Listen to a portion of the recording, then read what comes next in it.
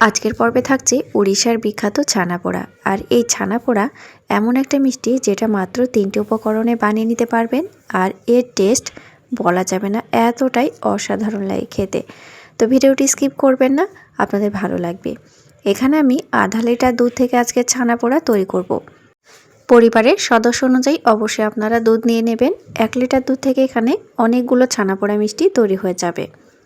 তো আমি গ্যাসের চুলাটা অন করে দুধটা বসিয়ে দিয়েছি। 1 থেকে 2 বার বলক উঠিয়ে নেব দুধ থেকে।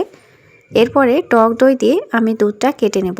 আপনারা এখানে লেবুর রসও ব্যবহার করতে পারেন, আবার ভিনিগারও ব্যবহার করতে পারেন। তবে কি বলুন তো, টক দই দিয়ে ছানা কাটলে ছানার টেস্ট আসল থাকে। তো আমি এখানে টক দই ব্যবহার করেছি। ছানাটা খুব সুন্দরভাবে কাটা হয়ে গেছে। ছানা ও পানি আলাদা হয়ে গেছে। পানির রঙটা যখন দেখবেন একটু সবুজ কালার হয়ে গেছে, তখনই বুঝে নেবেন আমাদের ছানাটা পারফেক্ট হয়েছে। একটি ছাঁকনিতে আমি ঢেলে নিচ্ছি। আর এখানে অবশ্যই আপনারা নর্মাল পানি দিয়ে ছানাটাকে ধুয়ে নেবেন। তারপরে 5 মিনিটের জন্য এইভাবে রেখে দেবেন। ছানা থেকে পানি একদম ভালোভাবে বেরিয়ে যাবে। তো যে যেখান থেকে আমার ভিডিও দেখছেন, অবশ্যই বন্ধুরা আমার চ্যানেলটি সাবস্ক্রাইব করে দিয়ে পাশের বেল আইকনটি প্রেস করে রাখবেন। তো আমাদের দেখুন ছানা আর পানি আলাদা হয়ে গেছে। এবার এই ছানাটাকে আমি একটি বড় পাত্রে উঠিয়ে নিলাম। তো উঠিয়ে নেওয়ার পরে ছানাটাকে একটু হালকা করে একটু ভেঙে ভেঙে দিতে হবে। এখানে আপনারা হাতও ব্যবহার করতে পারেন। এবার আমি এখানে সামান্য করে একটু লবণ অ্যাড করলাম। আমি এখানে কালো লবণটা, যেটা বাজারে কিনতে পাওয়া যায় আর কি, সেটা ব্যবহার করেছি। আপনারা নর্মাল লবণটাও ব্যবহার করতে পারেন। আর এখানে 2 চামচ সুজি দিয়ে দিলাম। সুজিটা এখানে আমি কাঁচা ব্যবহার করেছি, আপনারা ভেজেও দিতে পারেন। আর এখানে আমি দিয়ে দেব সামান্য করে একটু এলাচ। তো এখানে আপনারা এলাচের গুঁড়োটা ব্যবহার করতে পারেন। আর মেইন উপকরণ হলো সেটা ঘি। তো এখানে গাওয়া ঘি আমি ব্যবহার করেছি 1 চা চামচ। আপনারা এর চাইতে একটু বেশিও দিতে পারেন, তবে ঘি অতটা লাগবে না। তো ভালো মতো ছানাটাকে এবার এইভাবে ভেঙে ভেঙে দিতে হবে। এরপরে দিয়ে দেব মূল উপকরণ চিনি। তো চিনিটা এখানে অবশ্যই আপনারা স্বাদ বুঝে দিয়ে দেবেন। তো এখানে আমি কাপের আধা কাপ মতো চিনি ব্যবহার করেছি। তো সমস্ত উপকরণ আমাদের দেওয়া হয়ে গেছে। এবার ভালো করে ছানাটাকে এইভাবে মেখে নিতে হবে। হাত দিয়েও মাখতে পারে, তাতে কোনো সমস্যা নেই।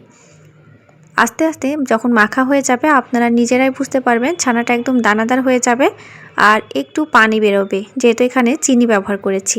দেখুন আমাদের ছানাটা ভালোভাবে মাখা হয়ে গেছে। এখানে একটি মোল্ড নিয়েছি, এটা হলো কেকের মোল্ড।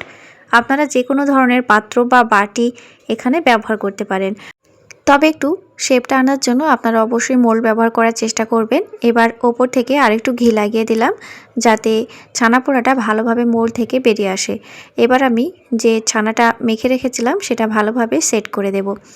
একদম বিনা ঝামেলাতে আপনারা এই মিষ্টিটা বানিয়ে নিতে পারবেন। আর এই মিষ্টিটা খেতে যে কি টেস্ট, আপনারা বানিয়ে না খেলে কিন্তু বিশ্বাসই হবে না। তো এখানে আমি একটি কড়াই নিয়েছি, নর্মাল রান্নার কড়াই ব্যবহার করেছি।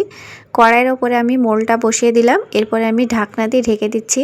একদম মাঝারি থেকে লো আঁচে রাখবেন। 10 থেকে 15 মিনিট সময় লাগবে। প্রথমে 5 মিনিট আমি আঁচ বাড়িয়ে দিয়েছিলাম, তারপর একদম লো আঁচে রেখে দিয়েছিলাম। দেখুন আমাদের ছানা পোড়া মিষ্টি রেডি হয়ে গেছে। আপনারা যদি এটা মাইক্রো ওভেনে করেন তাহলে ওপর থেকে সুন্দর একটা কালার ধরবে। তো আমি গ্যাসের ওভেনে করেছি। মাঝে মধ্যে এই মিষ্টিটা আমরা দোকান থেকে কিন্তু চড়া দামে কিনে খাই। এই মিষ্টিটা খেতে অসাধারণ টেস্ট লাগে। তো বাড়িতে খুব সহজে আপনারা এবার থেকে আশা করি বানিয়ে নিতে পারবেন। তো আমি একটু ছোট সাইজ করে কেটে নিলাম। আপনারা ছোট বড় শেপ দিয়ে কেটে নিতে পারেন। দেখুন আমাদের সব মিষ্টিগুলো কাটা হয়ে গেছে। এবার একটি উঠে আপনাদেরকে দেখাচ্ছি কত সুন্দরভাবে মোল থেকে উঠে আসছে। আর দেখুন ছানা পোড়া মিষ্টি একদম পারফেক্ট হয়েছে। দেখুন তো ভেতরের দিকটা কেমন হয়েছে সেটাও আপনাদেরকে দেখিয়ে দিচ্ছি। দেখুন একদম পারফেক্টভাবে আমাদের ছানা পোড়া মিষ্টি রেডি হয়েছে। তো এই মিষ্টিগুলো আপনারা অবশ্যই বানিয়ে দেখবেন। এটা নর্মাল ফ্রিজে কিন্তু 1 মাস পর্যন্ত সংরক্ষণ করে খেতে পারবেন, আর বাড়িতে যখন তখনও বানিয়ে খেতে পারবেন। তো আশা করি আজকের রেসিপিটা আপনাদের ভালো লেগেছে। তো যদি ভালো লেগে যায় তো অবশ্যই চ্যানেলটি সাবস্ক্রাইব করে দিয়ে পাশের বেল আইকনটি প্রেস করে রাখবেন। আর অবশ্যই আমাকে কমেন্ট করবেন। কমেন্ট করলে ভিডিও বানাতে খুবই ভালো লাগে। তো ভিডিওটি আর বড় করছি না, আর মিষ্টিটা আমি ভেঙেও আর দেখাচ্ছি না। কতটা দানাদার হয়েছে, কতটা লোভনীয় হয়েছে আপনারা নিজেরাই দেখতে পেলেন।